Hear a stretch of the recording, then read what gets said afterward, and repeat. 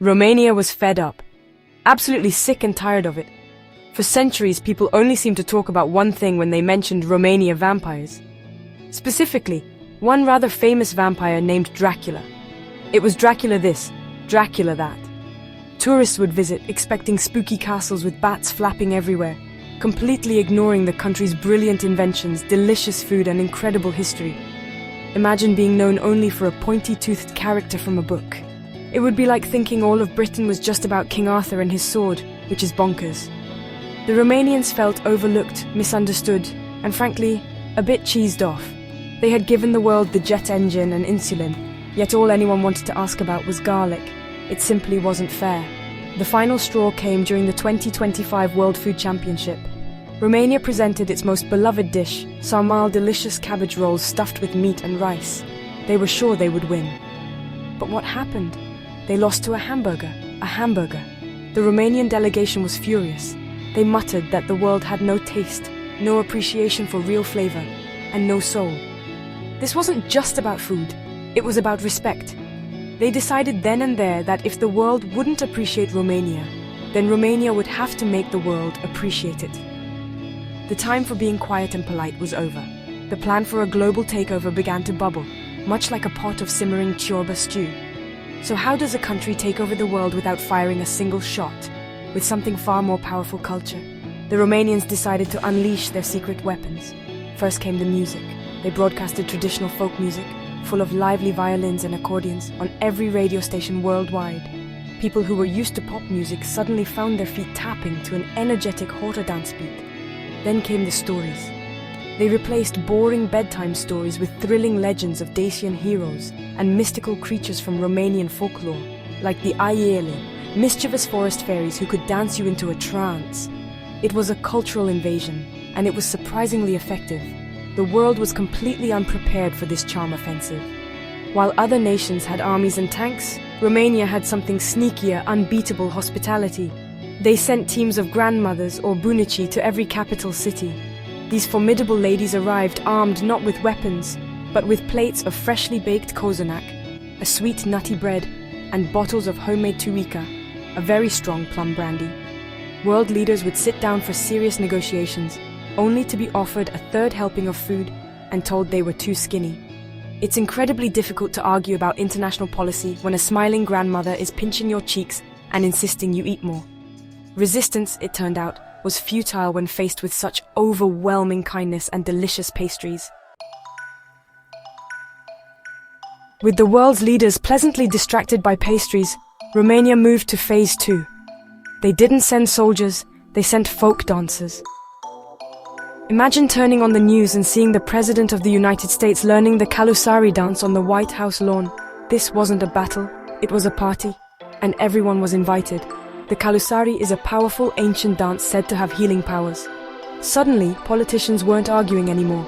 Instead, they were hopping, skipping, and trying to master the intricate footwork, laughing as they stumbled. This strategy was genius. People were too busy having fun to notice a takeover was happening. Who would complain about being conquered by a conga line? Next, Romania used its history. They pointed out that their language was the closest living relative to Latin, the language of the mighty Roman Empire. We are the true heirs of Rome, they declared. They started reenacting famous Dacian battles in major city parks, showing off the bravery of their ancestors who stood up to the Romans. Children everywhere stopped playing with superhero action figures and started pretending to be the great King Burbista of Dacia. History lessons in schools were changed. Out went boring dates, and in came epic tales of Romanian princes like Stephen the Great, who won dozens of battles and built a church after each victory. The world was getting a history lesson it never knew it needed. Romania's incredible landmarks became symbols of its new power. Bran Castle, once famous only for its link to Dracula, was rebranded as a symbol of Romanian resilience. But they didn't stop there. The Palace of the Parliament in Bucharest, one of the heaviest and most expensive buildings in the world, became the new global headquarters. Its sheer size was a statement. World leaders would get lost in its thousands of rooms, wandering for hours before finding the meeting hall. This was a clever way to make them feel small and insignificant before any negotiations even began. Meanwhile, The stunning painted monasteries of Bukovina were declared global models for art and architecture, making every other building in the world look a bit drab in comparison. The final piece of the puzzle was technology, with a Romanian twist. They didn't hack computers, they charmed them. They introduced a new global operating system called DOR. DOR is a unique Romanian word that means a deep feeling of longing and nostalgia. This new system didn't just run programs, it also played soft folk music in the background and displayed pictures of the beautiful Carpathian Mountains as a screensaver. Emails were automatically signed off with Q-drag with love. Productivity might have dropped slightly, as people spent more time gazing wistfully at pictures of rolling hills, but global happiness levels went through the roof. It was a takeover of the heart and soul, one screensaver at a time. So, what was it like to live in a world ruled by Romania? For starters, breakfast changed forever. Gone were boring cereals and toast. Every morning, families around the globe would sit down to a hearty bowl of mamaliga, a creamy cornmeal porridge, served with cheese and sour cream. It was surprisingly delicious and kept you full until lunchtime, which was also a Romanian affair.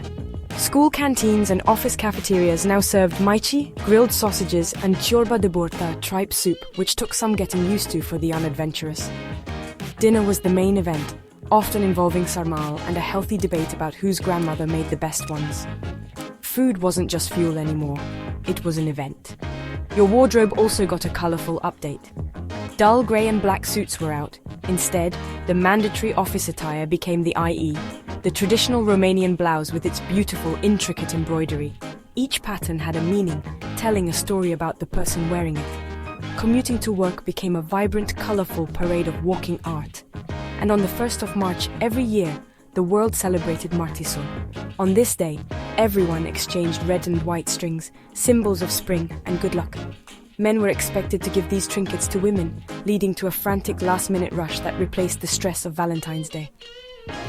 It was a lovely tradition that made the end of winter feel truly special. Language classes in school underwent a dramatic shift. Out went French and Spanish, and in came Romanian.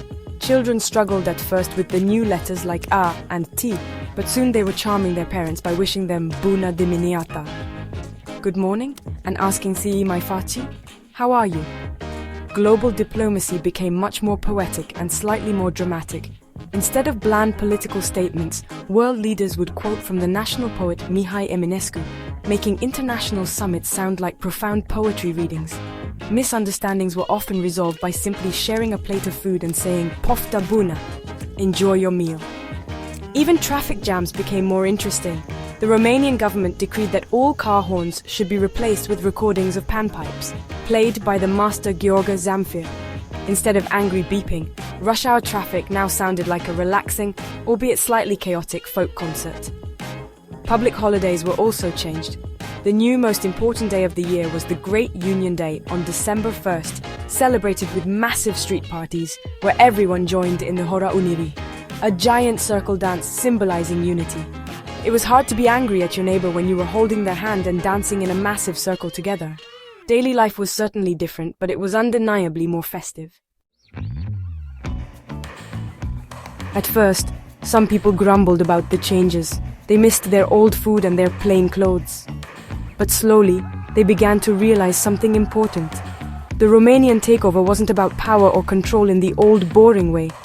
It was an injection of passion, color, and community into a world that had become a bit too grey and disconnected. People started talking to their neighbors more, sharing food and stories. The mandatory folk dancing, while silly at first, forced people to interact and laugh together. The world had been conquered not by force, but by a relentless campaign of joy and togetherness. It was a lesson in how to win hearts and minds. The biggest lesson the world learned was the importance of appreciating the underdog. For so long, Romania had been a quiet corner of Europe, its rich culture largely ignored. By putting its traditions on the world stage, it showed everyone that every country, no matter how small or overlooked, has something valuable to offer. People became curious. They started exploring the cultures of other smaller nations, wondering what hidden gems they might find in Lithuania, what amazing food was being cooked in Uruguay, or what incredible music was being played in Vietnam. The world became a more curious and respectful place, celebrating diversity instead of ignoring it. this new world was also a lot more fun. Life was no longer just about work, paying bills, and watching television. It was about celebrating the changing seasons with traditions like martisor, gathering with family for huge meals, and expressing yourself through the clothes you wore. People learned that there was strength in community and joy in shared experiences. The Romanian way of life, with its emphasis on hospitality and living life with gusto, had taught everyone to slow down and appreciate the little things. It turned out that a world run on good food, lively music, and strong family bonds was a pretty good world to live in.